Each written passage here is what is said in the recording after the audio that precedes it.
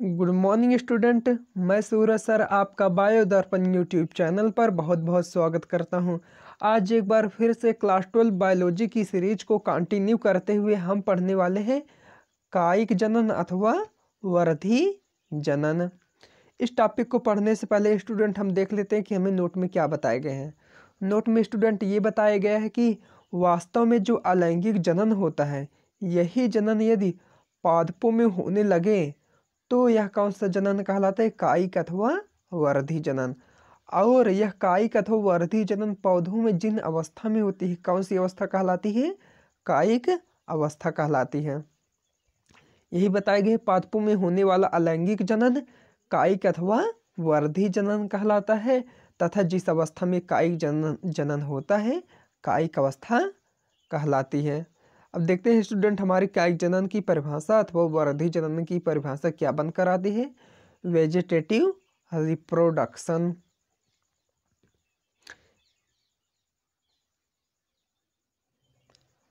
कायिक जनन अलैंगिक जनन की वह विधि है, यानी हमें इसमें ये पता चल रहा है कि जो कायिक जनन होता है यह वास्तव में अलैंगिक जनन की ही विधि होती है, जो पौधे के कायिक भाग में संपन्न होता है। यानी अलैंगिक जनन जो या कायिक जनन जो होता है पादपों में किस पौधे के किस पार्ट में संपन्न होता है? कायिक भाग में। और किस अवस्था में संपन्न होता है? कायिक अवस्था में। देखिए स्टूडेंट ये नोट में हमें क्या बताए गए हैं। नोट में स्टूडेंट ये बताए गए हैं कि जनन को ध्यान में रखते हुए यदि किसी पुष्प के भागों की कल्पना की जाए तो पुष्प के दो भाग होंगे। एक पुष्प का ऐसा भाग जिसमें क्या होता है? लैंगिक जनन होता है, जिसे क्या कहते हैं? फूल कहते हैं। यह पुष्प का लैंगिक जननांग होता है, जिसमें पुष्प में लैंगिक जनन होता है। एक ऐसा भाग जिनमें क्या होता है? पौधों में कायिक जनन होता है, उसे ही क्या कहते हैं? कायिक भाग कहते हैं। इस पुष्प को छोड़कर पौधों में जितने भी पार्ट बचते हैं क्या कहलाते हैं? कायिक भाग कहलाते हैं, जिनमें कायिक जनन संभव होता है। केवल पुष्प ही क्या होता है? पौधे का लैंगिक जननांग होता है, जिसमें लैंगिक जनन संभव होता है। अब स्टूडेंट देखते हैं नोट में क्या बताए गए हैं।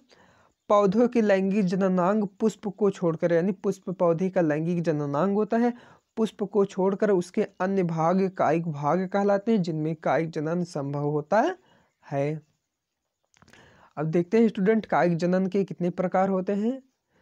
कायिक जनन के निम्नवत दो प्रकार होते हैं। पहला प्राकृतिक कायिक जनन, दूसरा कृत्रिम कायिक जनन। पहले को डिटेल से पढ़ते हैं। प्राकृतिक कायिक जनन, नेचुरल वेजिटेटिव रिप्रोडक्शन। पादपों में प्राकृतिक रूप से होने वाले कायिक जनन प्राकृतिक कायिक जनन कहलाते हैं। ठीक है स्टूडेंट। अब इसके बाद स्टूडेंट देखिए क्या बताए गए हैं। प्राकृतिक कायिक जनन या प्राकृतिक कायिक जनन निम्न भागों द्वारा होता है। यानी पौधों में जो प्राकृतिक रूप से कायिक जनन होता है, यह पौधे के निम्न भागों द्वारा होता है। पहला क्या है? जड़ों द्वारा। देखिए स्टूडेंट, मान लीजिए जमीन है और ये कोई पौधा इसमें लगा है। जमीन के नीचे क्या होगा? जड़ होंगे। अब इन्हीं जड़ों से क्या होती है? अपस्थानिक कलिकाओं का विकास होता है। इनमें साइड से अपस्थानिक कलिकाओं का विकास होगा और यही अपस्थानिक कलिका जमीन पर आकर एक नए पौधे के अथवा एक नए कलिके के रूप में विकसित हो जाएगी। अब जहाँ से ये नया पौधा विकसित होगा वहाँ से थोड़ा जड़ भी बन जाएगा। अब यदि इसे काट कर दूसरे जगह लगा दिए जाए तो यह दूसरा नया पौधा बन जाता है। देखिए इसमें क्या बताए गए हैं। जड़ों से अपस्थानिक कलिकाओं के विकास द्वारा कायिक जनन होता है। यानी अगर जमीन के नीचे जड़ है तो इसी जड़ से क्या होता है? अपस्थानिक कुछ कलिकाओं का विकास होता है, जो जमीन पर आकर एक नए पौधे का निर्माण करती है। जैसे शीशम, अमरूद, पोपलर, शकरकंद, डहेलिया आदि में होने वाला जनन। अब स्टूडेंट शकरकंद तथा डहेलिया को लेकर समझाए गए हैं कि चित्र के माध्यम से कैसे जड़ों द्वारा जनन होता है। स्टूडेंट ये आपके शकरकंद का फिगर है। ये आपका शकरकंद का फिगर है, जिसमें ये मेन पौधा है, मेन पौधे मेन पौधा है और इसका ये जड़ है मोटा सा। अब आपको इस जड़ में दिख रहा होगा कि जगह जगह पर क्या हुई है, अपस्थानिक कलिकाओं का विकास हुआ है और प्रत्येक अपस्थानिक कलिका एक नए पौधे को बनाने में सक्षम होती है। उसी तरह स्टूडेंट ये क्या है, डहेलिया की जड़ है जिस पर अपस्थानिक कलिकाओं के विकास द्वारा एक न्यू प्लांट, एक नए पौधे का निर्माण अथवा विकास हुआ है। अभी तक हमने स्टूडेंट देखा प्राकृतिक कायिक जनन में जड़ों द्वारा कैसे जनन होता है। अब देखेंगे तनों द्वारा कैसे जनन होता है। अब देखिए स्टूडेंट, पादपों के तने रूपांतरित होकर नए पौधे के रूप में विकसित होते हैं। पादपों के तने रूपांतरित होकर नए पौधे के रूप में विकसित होते हैं। इसमें ये बता रहा है कि जो पौधे के तने होते हैं, यानी जो पौधे के तने होते हैं यही क्या होते हैं, रूपांतरित यानी चेंज होकर नया पौधा बना देते हैं। रूपांतरित यानी मॉडिफाइड, चेंज होना। अब देखिए कैसे चेंज होंगे, अलग अलग उदाहरण के माध्यम से हम इसे समझेंगे स्टूडेंट। इसके पहले देख लेते हैं कि तना कितने प्रकार के होते हैं। तना निम्न प्रकार के होते हैं जिनसे कायिक जनन होता है। देखिए स्टूडेंट, नॉर्मली क्या होता है कि जमीन के ऊपर का जो मोटा वाला पार्ट रहता है उसे तना कहते हैं और जमीन के नीचे जो पार्ट रहता है उसे जड़ कहते हैं। तो तना कितने प्रकार के हो सकते हैं, एक जो जमीन के ऊपर रहता है उसे क्या कहते हैं, वायवीय तना ना स्टूडेंट। लेकिन तने का कुछ पार्ट जो जमीन के अंदर रहता है, कुछ ऐसे पौधे होते हैं जिनके तने क्या होते हैं जमीन के अंदर भी रहते हैं, उसे क्या कहते हैं, भूमिगत तना। तथा कुछ ऐसे तने जिनके कुछ पार्ट कहाँ होते हैं, आधा जमीन में होते हैं, आधा जमीन में होते हैं तथा आधा जमीन के ऊपर होते हैं, तो उसे क्या कहते हैं, अर्धवायवीय तना। और जिनके तने पूरी तरह जमीन के ऊपर होते हैं उसे क्या कहते हैं, वायवीय तना।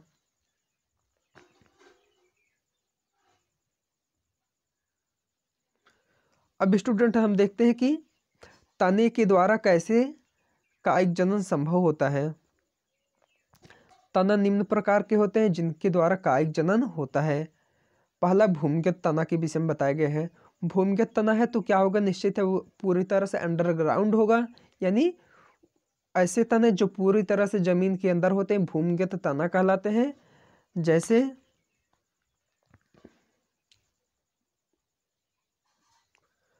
कंद हो गए, प्रकंद हो गए, घनकंद हो गए और सल्ककंद हो गए। कंद को इंग्लिश में ट्यूबर, प्रकंद को राइजोम, घनकंद को क्रोम्स, सल्ककंद को बल्ब्स कहते हैं। अब ये भूमिगत तने के क्या है, प्रकार है। अब इन्हीं प्रकारों के उदाहरण द्वारा हम समझेंगे किस प्रकार भूमिगत तना के माध्यम से कायिक जनन होता है। अब इसे चित्र के माध्यम से समझते हैं। सबसे पहले स्टूडेंट देखते हैं कंद। कंद का उदाहरण क्या था, ट्यूबर। आलू, आलू को क्या कहता है, ट्यूबर भी कहते हैं। अब इसमें देखते हैं इसके द्वारा कैसे कायिक जनन होता है। देखिए स्टूडेंट, जो आलू होते हैं इसमें क्या होता है, जगह जगह आँखें पाए जाते हैं और प्रत्येक आँख से एक नई कलिकाओं का विकास होता है जो एक नए पौधे के रूप में बनने में सक्षम होती है। इस प्रकार एक आलू में जितने आँख होंगे उतने नए पौधे का निर्माण हो सकता है।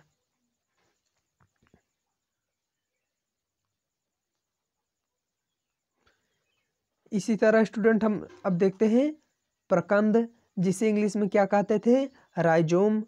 अब इस प्रकंद में इसका उदाहरण क्या था, अदरक तथा हल्दी।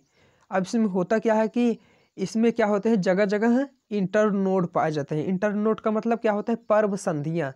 ये देखिए, एक पर्व संधि हो गई, दो पर्व संधि, तीन पर्व संधि, चार पर्व संधि, पांच पर्व संधि, यानी 6 पर्व संधि। यानी जगह जगह इसमें क्या होते हैं, पर्व संधियाँ पाई जाती हैं।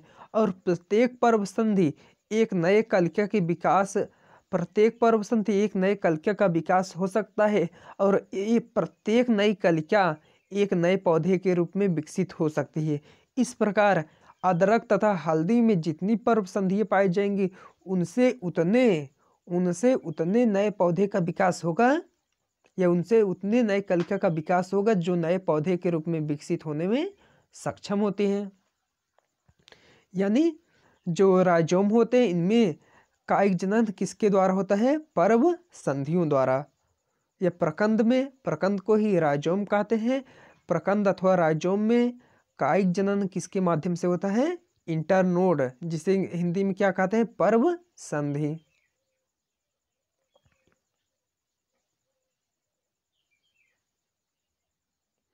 अब स्टूडेंट हम पढ़ते हैं घनकंद। घनकंद को इंग्लिश में क्या कहते थे? क्रोन्स। अब स्टूडेंट इसमें होता है कि इसका उदाहरण क्या था? अरवी तथा क्रोकस। इसमें स्टूडेंट होता क्या है कि ये मेन बॉडी पार्ट है। इस मेन बॉडी पार्ट के विकास द्वारा जगह जगह नई नई डाटर क्रोन्स का निर्माण होता है। ये मेन क्रोन्स बॉडी है और इसी में विकास द्वारा जगह जगह नई छोटी छोटी क्रोन्स बॉडी का या डाटर क्रोन्स का निर्माण होता है, जिनमें क्या होता है? स्केल लीफ यानी छोटी छोटी कलिकाओं का विकास हो जाता है और प्रत्येक डाटर क्रोन एक नए पौधे के रूप में विकसित होने में सक्षम होती है।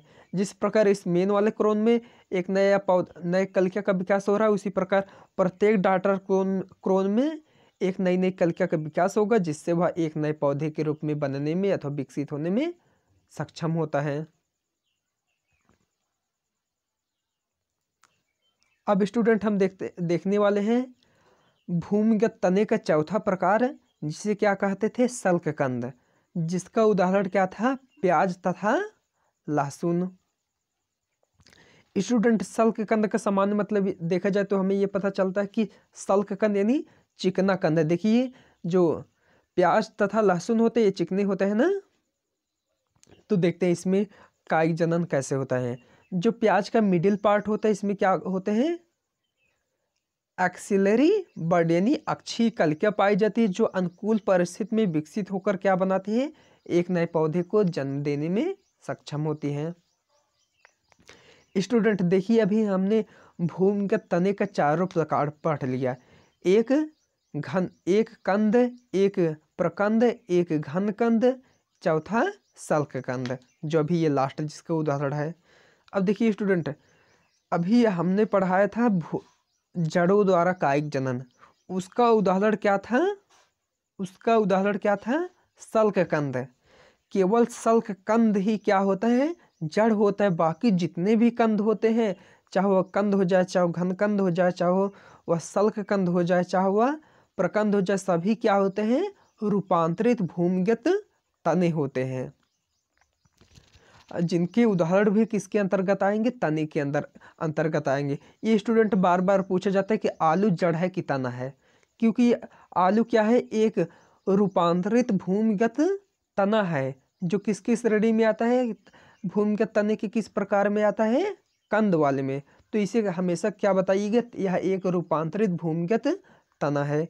इसी प्रकार जो अरवी, लहसुन, प्याज, अदरक, हल्दी, ये सब भी क्या है?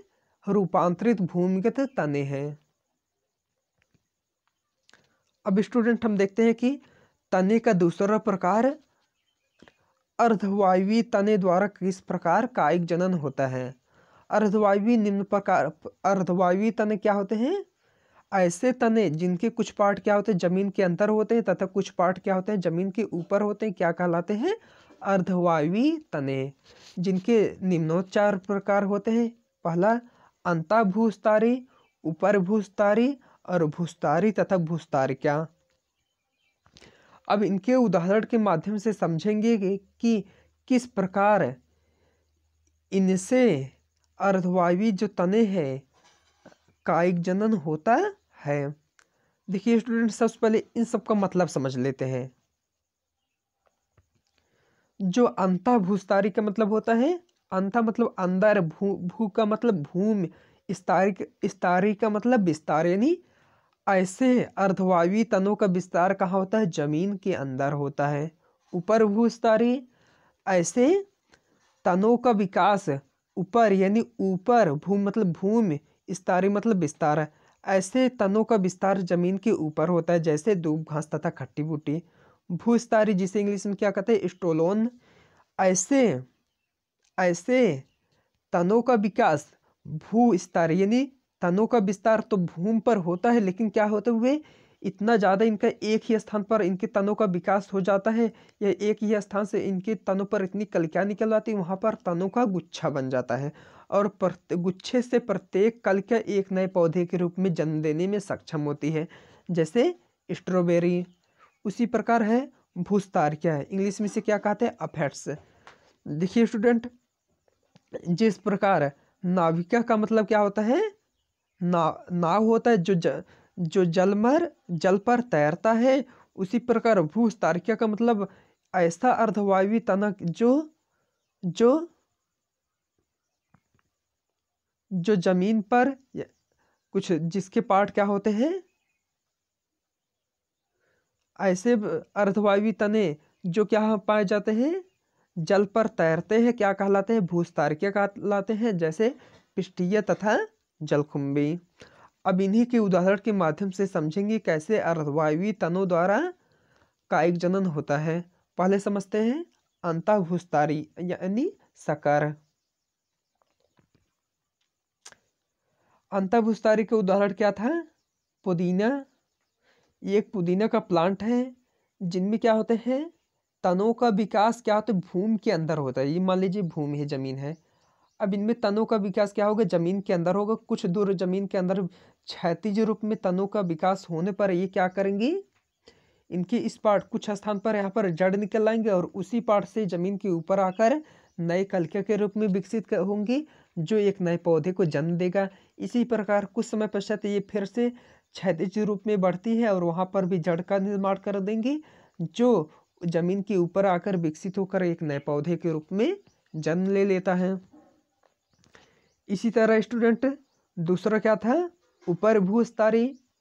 ऊपर भूस्तारी में क्या था कि इसमें इसकी जो क्या है, तनों का विकास होता है। ये क्या होता है, जमीन के ऊपर होता है और जगह जगह इसमें क्या होती है, पर्व संधियाँ पाई जाती हैं, जहाँ से जड़ों का विकास होता है और वहाँ से क्या होता है, नए नए कलिका का विकसित हो जाएगा, जहाँ इस प्रकार यह एक नए पौधे के रूप में विकसित होने में सक्षम होता है, क्योंकि इसके पास जड़ भी है तथा ऊपर वाला सिस्टम भी है। अब यहाँ सीधे इसे हम काट भी तो दे तो तब भी यह एक नए पौधे के रूप में विकसित हो सकता है। अब स्टूडेंट तीसरा क्या था, भूस्तारी। इसमें क्या होता है, कलिकाओं का विकास तो जमीन पर होता है, या तनों का विकास तो जमीन पर होता है, लेकिन जमीन पर इसमें इतनी ढेर सारी कलिकाएं निकल आती है कि यहाँ पर कलिकाओं का झुंड बन जाता है। देखिए आपको झुंड दिख रहा होगा, जैसे स्ट्रॉबेरी में होने वाला जनन। तो अब इस झुंड से प्रत्येक कलिका एक नए पौधे को जन्म देने में सक्षम होती है। यानी जो भूस्तारी प्रकार का कायिक जनन होता है, ये सबसे फायदेमंद होता है, जिसमें कुछ ही समय में ढेर सारे पौधे प्राप्त हो सकते हैं। क्योंकि इसमें क्या होता है, जो तने का विकास होता है, तनों द्वारा जो कायिक जनन होता है, ये जमीन पर होता है, लेकिन क्या होता है, एक ही साथ बहुत ढेर सारे तनों का विकास हो जाता है, तो कलिकाओं का विकास हो जाता है और प्रत्येक कलिका एक नए पौधे को बनाने में सक्षम होती है। अब स्टूडेंट पढ़ते हैं चौथा, भूस्तारकीय। भूस्तारकीय यानी ऐसे तने या ऐसे अर्धवायवी तने जो क्या होते हैं, जल पर विकसित होते हैं, क्या कहलाते हैं, भूस्तारकीय कहलाते हैं, जैसे जलकुंभी तथा पिस्टीय। स्टूडेंट आपको जलकुंभी का फिगर दिखाया गया है, जो ये वाटर में विकसित हुई है। स्टूडेंट इसमें होता है ये है कि इसकी जो जड़ होते हैं जमीन नहीं, पानी के अंदर रहते हैं, और इसके जो तना होते हैं ये ऐसे क्या होते हैं, पानी के ऊपर तैरते जाते हैं और कुछ ही समय पश्चात विकसित होकर एक नए जलकुंभी का निर्माण करने लगते हैं।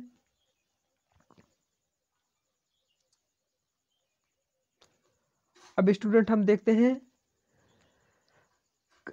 कायिक जनन का तीसरी विधि, या तने का तीसरी विधि। तने का तीसरा प्रकार वायवीय तना, यानी ऐसा तना जो पूरी तरह से वायु में होता है, उसके द्वारा जो जनन होता है वायवीय तनों द्वारा जनन कहलाता है या कायिक जनन कहलाता है। अब देखिए किस कंडीशन में वायवीय तनों द्वारा जनन की प्रक्रिया होती है। जो वायवीय तने होते हैं, इन पौधों में तो क्या होता है, बीज पाया जाता है, परंतु यह बीज अंकुरण के योग्य नहीं होता है। उस कंडीशन में होता क्या है कि जो वायवीय तने होते हैं उसमें जगह जगह क्या होती है, पर्व संधियाँ उपस्थित होती हैं। इन प्रत्येक पर्व संधियों से क्या होगा, अंकुरण होगा, जिससे अंकुरित होकर एक नए पौधे अथवा कलिका का विकास होगा। अब प्रत्येक पर्व संधि से अगर एक कलिका का विकास हो गया तो वह प्रत्येक कलिका और पर्व संधि एक नए पौधे को बनाने में सक्षम होगी, क्योंकि कुछ समय पश्चात इसी पर्व संधि से जड़ का विकास हो जाएगा और अब इसे हम काट कर एक अलग स्थान पर लगा देंगे तो एक अलग पौधा बन जाएगा, जैसे गन्ने में होने वाला जनन। इनके बीज अंकुरण के योग्य नहीं होते, अतः वायवीय तनों पर उपस्थित पर्व संधियां अंकुरण तथा विकास द्वारा नए पौधे को जन्म देती है, जैसे गन्ने में होने वाला जनन। इस चित्र में देखते हैं, ये स्टूडेंट आपका क्या है, गन्ने का फिगर है, जिसकी क्या है, पर्व संधियां है। इन्हीं पर्व संधियों पर क्या हो, नई कलिका का विकास होगा, जिससे कुछ समय पश्चात ही इसी पर्व संधि से भी जड़ का विकास हो जाएगा। अब अगर इसे हम किसी स्थान पर काट कर लगा दे तो वह नया पौधे के रूप में विकसित हो जाएगा। इस इतना अगर काट के लगा दे तो एक पर्व संधि से एक नए पौधे का विकास होता है। गन्ने को अगर गवई गांव में लगाते हैं, अगर आप देखे होगे तो उसमें आपको पता चलता होगा कि गन्ने की शाखा को, तने को काट काट कर लगाया जाता है, क्योंकि उसमें क्या होता है, पर्व संधियां उपस्थित होती हैं। जो पर्व संधियां उपस्थित होती है तो वो नए पौधे को विकास करने में सक्षम होते हैं। इसी के साथ स्टूडेंट आपका